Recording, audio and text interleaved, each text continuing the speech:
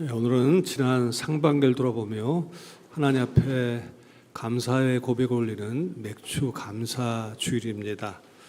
지난 한 주간, 지난 상반기를 어떻게 돌아보셨는지요?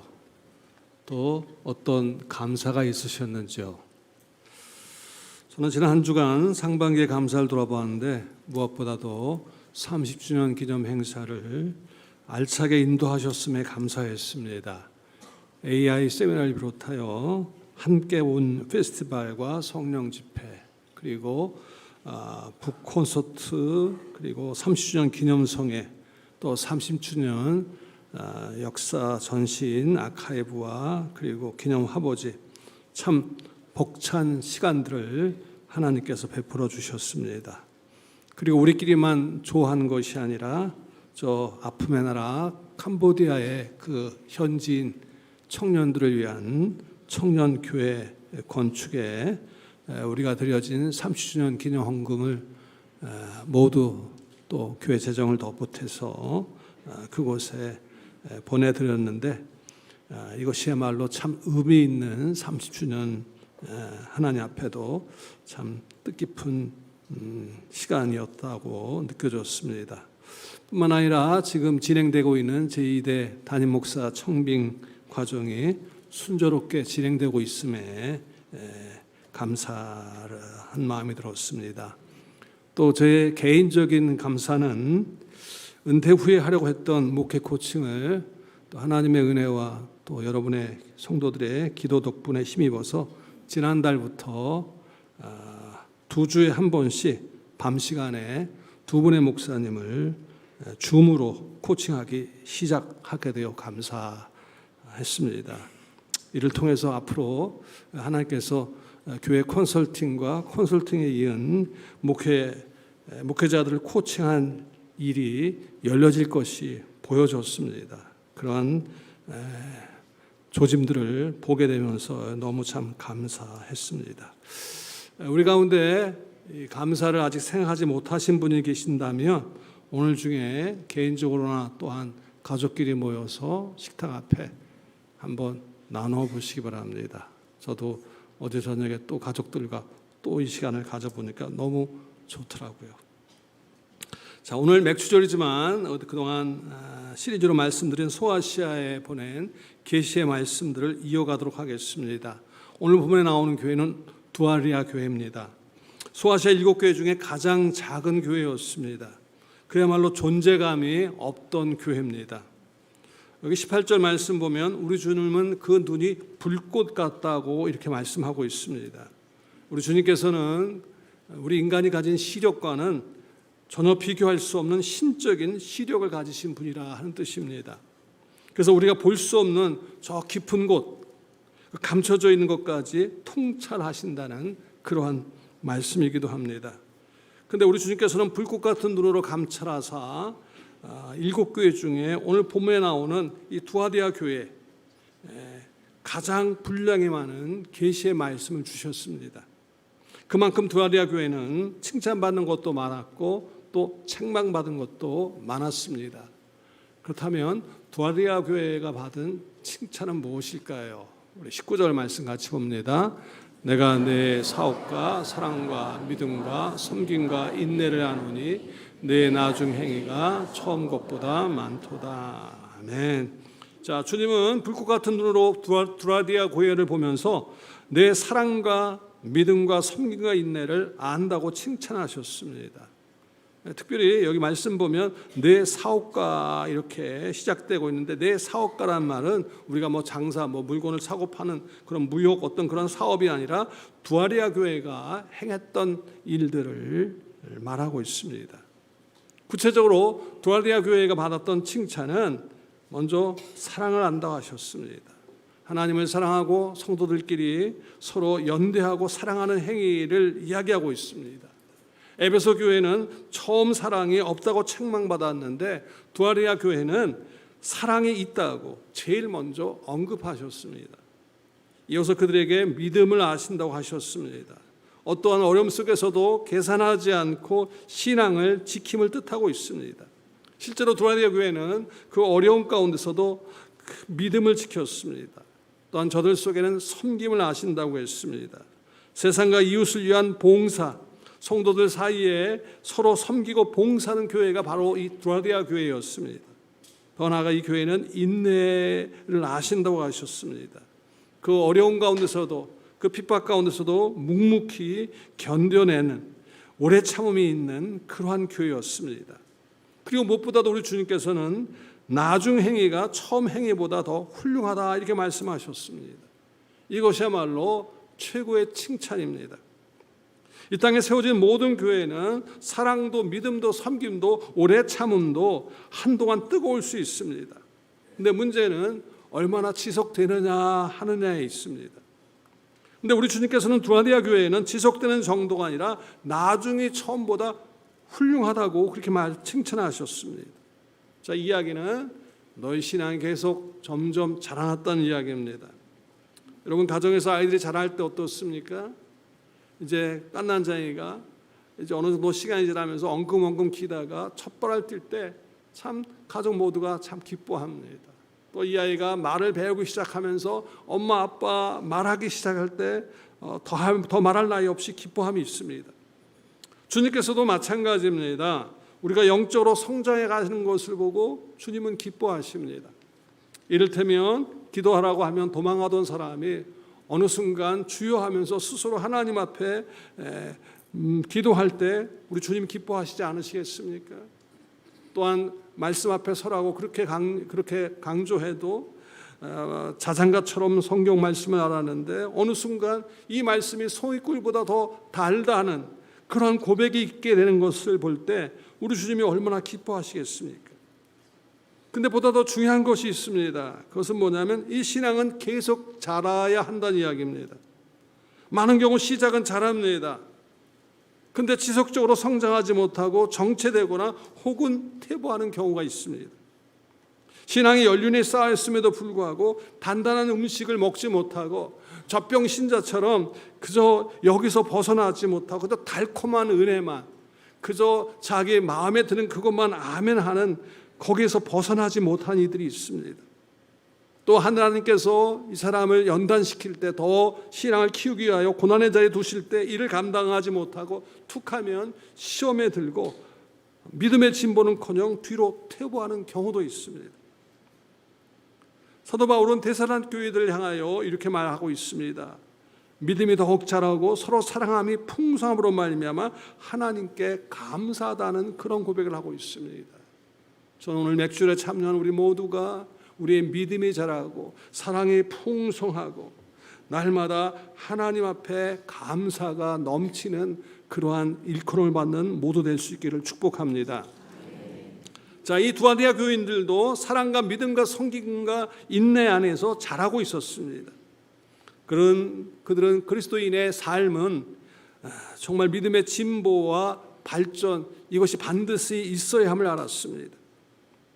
이는 마치 어린아이가 성장의 단계가 있듯이 그리스도인들도 정말 마치 유아기에서 사춘기에서 성인으로 장성한 선에 이르는 점진적인 성숙이 있어야 함을 이야기하고 있습니다. 우리 주님께서는 사도 바울을 통하여 에베소 사람들에게 보낸 편지에서 범사에 그에게까지 그리스도의 장성한 분량이 충만한 데까지 이를지라고 말씀합니다. 자, 두아디아 교인들, 그들은 사랑과 믿음과 그리고 인내 안에서, 섬김과 인내 안에서 자라고 있었습니다. 하나님께서 우리 한 사람 한 사람이 두아디아 교인처럼 사랑과 믿음과 섬김과 인내가 점점 성장하기를 원하십니다. 자, 그런데 이 두아디아 교회에 우리 주님께서 책망하신 부분이 있습니다. 그것이 20절에 이렇게 기록되어 있습니다. 같이 봅니다. 그러나 내게 책망할 일이 있노라. 자칭 선지자라 하는 여자 이세벨을 내가 용납함이니 그가 내 종들을 가르쳐 깨어 행음하게 하고 우상의 제물을 먹게 하는도다. 아멘. 자, 두아디아 교회에 우리 주님께서 하신 책망은 이세벨을 용납했다는 것입니다. 자, 이세벨이 누군지에 대해서는 정확하게 알려진 바는 없습니다만 그 이름이 구약 성경에 나오는 이세벨 여인과 상징적으로 연결되어 있음을 우리는 추정해 볼 수 있습니다. 구약에 나오는 이세벨이 누굽니까? 이방 나라 시돈 왕의 딸로서 북왕국 이스라엘의 7대 왕 아합 왕의 왕비였습니다. 그녀는 정략 결혼을 위하여 아합 왕에게 시집을 옵니다. 시집을 올 때 그냥 온 곳이 아니라 자기 나라에서 섬기던 각종 우상들을 잔뜩 가지고 들어왔습니다. 그리고 이스라엘 백성들에게 우상 숭배를 강요해가지고 결과적으로는 하나님께서 무섭게 이스라엘을 징계토록 만든 장본인이 바로 이세벨이었습니다. 그런데 이 두아리아 교회에 이세벨 같은 자가 있다고 말씀하고 있습니다. 뭐라고 말씀하고 있습니까? 그가 내 종들을 깨어 내 종들을 가르쳐 깨어 행음하게 하고 우상의 제물을 먹게 하는도다, 이렇게 말씀하고 있습니다. 이 이스라엘 백성들을 이세벨이 아주 영적으로 미혹했습니다. 그러다 보니 하나님의 백성인 이스라엘이 그 미혹을 당해서 우상 제물을 먹었습니다. 행음을 하기 시작했습니다. 한마디로 여호와 유일신 신앙이 바로 심각하게 훼손됐습니다. 구체적으로 보면 이 두아리아 도시는 큰 도시는 아니었지만 자주새 옷감 염색하는 기술이 발달해서 상업이 굉장히 번창했습니다. 그야말로 번화했고 그리고 무역도시라 할 수 있었습니다. 무역도시의 중심지였습니다. 사도행전에 나오는 루디아가 바로 이 두아리아 출신이었습니다. 그녀가 어느 날 이 자주 염색으로 그 치리한 물건을 가지고 파는 장사를 하러 빌립보에 왔다가 사도 바울의 전도를 받고 어떻게 됩니까? 돌아와서 자기 고향 이 두아리아 교회를 세웠다고 그렇게 알려져 있습니다. 이 도시에는 돈이 많았고 이 돈으로 길드 조직, 다시 말해서 돈으로 계를 하는 일종의 계 조직이 많이 조직되어 있었습니다. 그런데 두아리아에서 성행하던 이 계조합들은 당시 도시에 존재하던 트림나스 신전과 밀접한 관련을 맺고 있었습니다. 그들은 갯돈을 타서 어떻게 합니까? 이 돈을 다시 신전에 바쳤고 바친 돈으로 술을 마시고 우상제물로 바친 고기를 먹었습니다. 그리고 심지어 더 나아가서 신전에 고용된 여사제들, 다시 말해서 창기들과 음행하는 일이 일종의 관행이었습니다. 이는 오늘날 쉽게 이야기해가지고 돈으로 성을 사는 매춘업이 발달한 것과 다름없는 그러한 풍속이었습니다. 문제는 크리스찬들도 이런 일에 죄의식 없이 빠져 들어가 있었다는 것입니다. 심지어 그런 일을 하는 것이 무슨 죄냐고 그런 의식을 갖고 있었습니다. 오늘날에도 이 이세벨이 교회 내에 적지 않습니다. 이를테면 주일 예배 드릴 때는 거룩하게 드린 것 같은데 일상에서는 예배하는 모습은 온데간데 없이 살아가는 그러한 삶의 모습들, 또 쉽게 죄와 타협하며 수단이 어떠하든지 돈이 많이 벌어서 헌금만 하면 된다는 그러한 사고방식, 내가 무역하려면 어쩔 수 없이 접대해야 된다고, 접대해야 되기 때문에 어쩔 수 없이 가서는 안 될 자리, 해서는 안 된 것들에 대하여 아무런 죄책도 느끼지 않는 것들, 바로 이 모습입니다. 자, 이런 두아리아 교회를 향하여 우리 주님께서 회개를 촉구하십니다. 21절 이하의 말씀 같이 보겠습니다. 21절 이하 말씀 시작. 또 내가 깨어 행음하게 하고 우상의 제물을 먹게 하는도다. 볼지어다. 자, 22절 말씀 시작. 볼지어다. 또 그와 더불어 간음하는 자들도 만일 그의 행위를 회개하지 아니하면 큰 환난 가운데 던지고, 23절 또 내가 사망으로 그의 자녀들을 죽이리니 모든 교회가 나는 사람의 뜻과 마음을 살피는 자인 줄 알지라. 내가 너희 각 사람의 행위대로 갚아주리라. 아멘. 주님은 두아리아 교회가 회개하지 아니하면 큰 환난이 있을 것이라고 말씀하셨습니다. 그들의 자녀들에게 화가 미칠 것이라고 경고하셨습니다. 이렇게 경고하신 이유는 거룩한 삶과 이 거룩한 성품이 진정한 그리스도인으로서의 삶이기 때문에 그렇습니다. 이것이 바로 교회에 있어야 할 참된 표지이기 때문에 그렇습니다. 그래서 데살로니가전서 4장에 그렇게 말씀합니다. 하나님의 뜻은 이것이니 너의 거룩함이라. 그러므로 음란을 버리라고 말씀하셨습니다. 거룩은 하나님의 뜻일 뿐만 아니라 목적이었습니다. 창세전에 그리스도 안에서 우리를 택하신 목적은 그 앞에서 거룩하고 흠이 없게 하려 하심이라 말씀하셨습니다. 또한 거룩은 예수님이 죽으신 목적입니다. 우리를 깨끗게 하사 선한 일을 열심히 하는 자기 백성이 되게 하려 하심이라고 자신을 주신 목적을 이렇게 설명하고 있습니다. 또한 성령님이 우리 안에 내주하시는 목적도 마찬가지입니다. 하나님이 우리를 부르심은 부정하게 하심이 아니요 거룩하게 하심이니 그러므로 저버린 자는 사람을 저버림이 아니요 너에게 그의 성령을 주신 하나님을 저버림이라 이렇게 말씀하고 있습니다.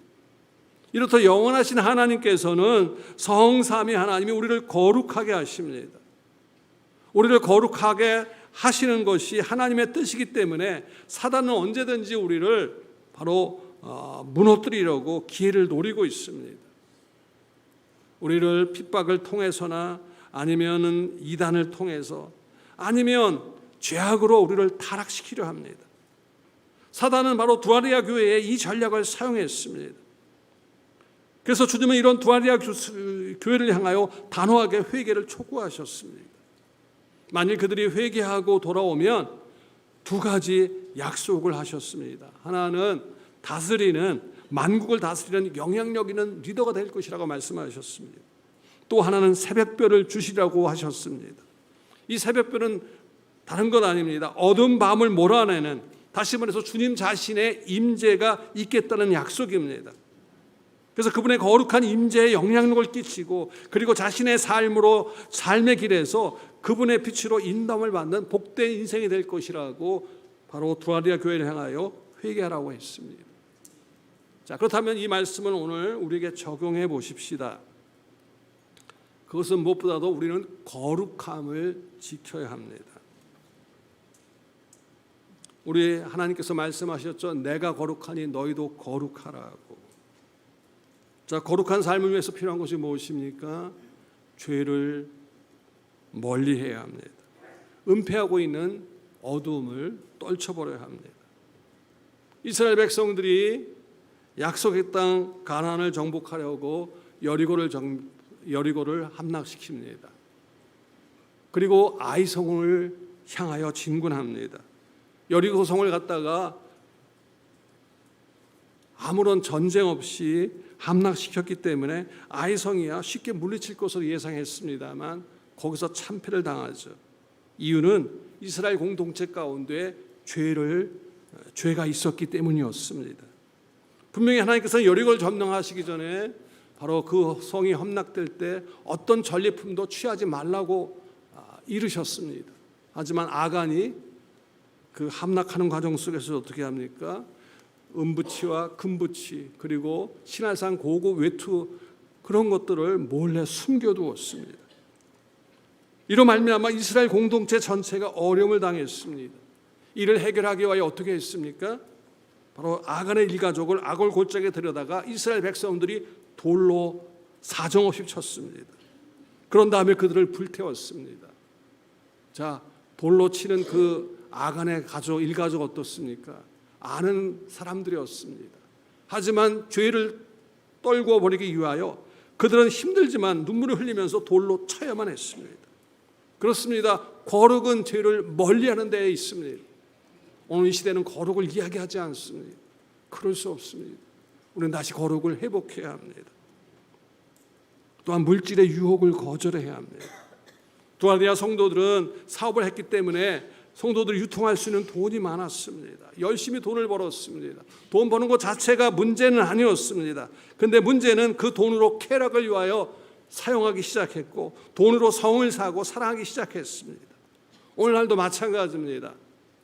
사람들은 돈만 있으면 무엇이든지 할 수 있다고 돈을 버는 것이라면 그 과정에 상관없이 검은 돈의 유혹에 넘어가고 나는 그저 헌금했으니까 그런 식으로 돈에 대하여 깨끗하지 못한 경우가 있습니다. 그럴 수 없습니다. 우리는 물질의 유혹을 거절해야 합니다. 더 나아가 우리는 은사자들의 미혹을 주의해야 합니다. 모름지기 두아리아 교회에는 있었던 그 이세벨은 예언의 은사가 특별히 강했던 것으로 주해가들은 말하고 있습니다. 그러다 보니까 두아디아 교회에는 주의 종들이 이 이세벨이 특별한 하나님의 종일 것이라고 그렇게 생각하고 미혹을 받았습니다. 오늘날에도 우리 주변에 보면 특별한 은사를 가진 사람들, 능력을 행하는 것들을 보면, 또 예언하는 것들을 보면 그 사람이 믿음이 좋은 사람이라고, 하나님의 사람일 것이라고 착각을 합니다. 물론 그런 분들도 있습니다만 그렇지 않은 경우도 많습니다. 여러분, 우리는 은사나 능력이 큰 것이 믿음이 좋다는 것과 일치하지 않는다는 사실을 우리는 분별할 수 있어야 합니다. 말씀을 정리합니다. 갈수록 이세벨의 미혹이 점점 더해가고 있습니다. 오늘 우리는 우리 자신의 정체성을 기억하면서 늘 거룩함을 잃지 마십시오. 물질의 유혹에 흔들리지 마십시오. 더 나아가 은사에 흔들리지 마십시오. 날마다 하나님의 사람으로 반듯하게 서가십시오.